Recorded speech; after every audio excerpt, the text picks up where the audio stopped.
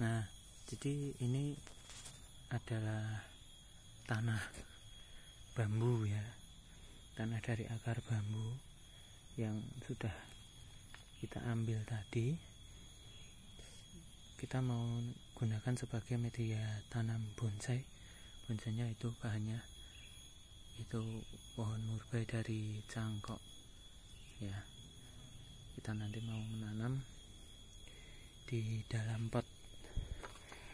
Tanah bambu yang kita gunakan adalah tanah yang bambunya itu sudah lapuk, jadi ini sisa-sisa dari bonggol bambu yang sebenarnya secara kimia ini sudah terurai oleh proses penjamuran. Kalau ini sama halnya sisa dari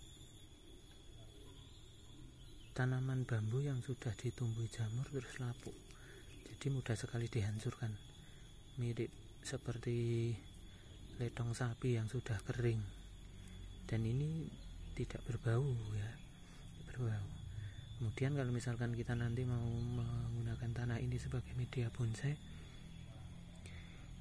kita tinggal pisahin aja akarnya ya.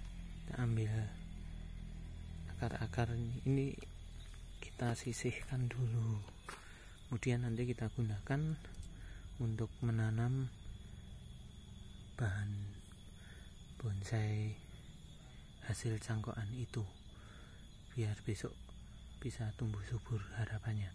Kenapa kita pilih tanah bambu? Karena tanah bambunya sudah khusus, jadi kita pilihnya tanah bambu yang akar-akarnya itu sudah lapuk ya, jadi proses pencangkulannya mudah dan tanahnya ini maur ya.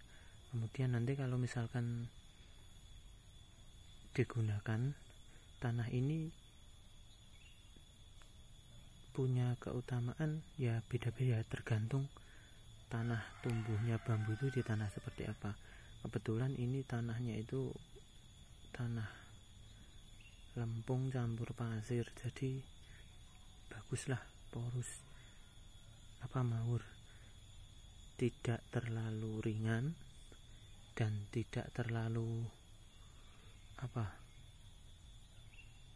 lembek atau blekuk itu istilahnya kalau nanti kita sering-sering menyiram.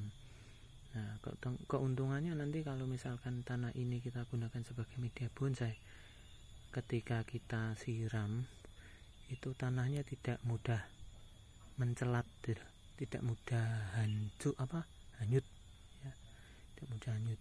Jadi contohnya seperti di pot itu, ini kan juga sudah saya gunakan, tanahnya sama, ini masih ada akar-akarnya, sisa akar bambu ini juga ada manfaatnya. Gunanya itu ini kan kayak kayak bisa mengait tanah ini ketika padat.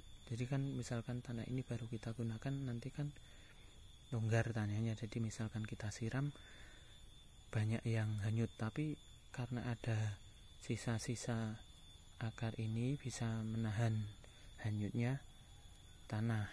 Kemudian akar ini juga berfungsi sebagai pori-pori di tanah ini. Jadi misalkan kita sering menyiram, kan biasanya tanahnya padat, tapi karena ada akar-akarnya yang kering ini tanahnya masih lunak sekali ya. Nah, dan kelihatan pori-pori tanahnya ini banyak sehingga oksigennya banyak. Nah, tapi ada tapinya.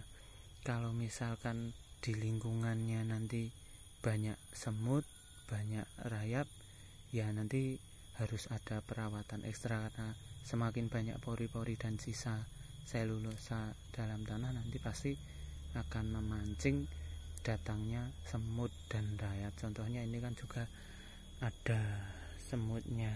Nah, ini semut tuh. Nah, ini semut, tapi tidak apa-apa, saya biarkan saja.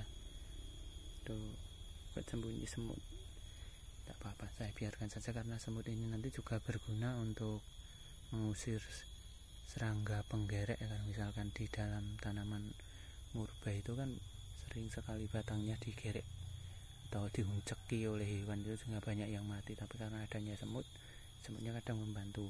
Cuman tidak semua semut juga bisa membantu. Di dalam tanaman itu kadang-kadang ada hewan kecil yang suka bersimbiosis dengan semut. Jadi hewannya itu kalau istilahnya seperti susu sapi perahnya si semut, karena ketika dia mendapatkan gangguan, dia akan menanggapinya dengan mengeluarkan cairan yang manis, dan itu disukai oleh semut. Nah, sekian dulu ya.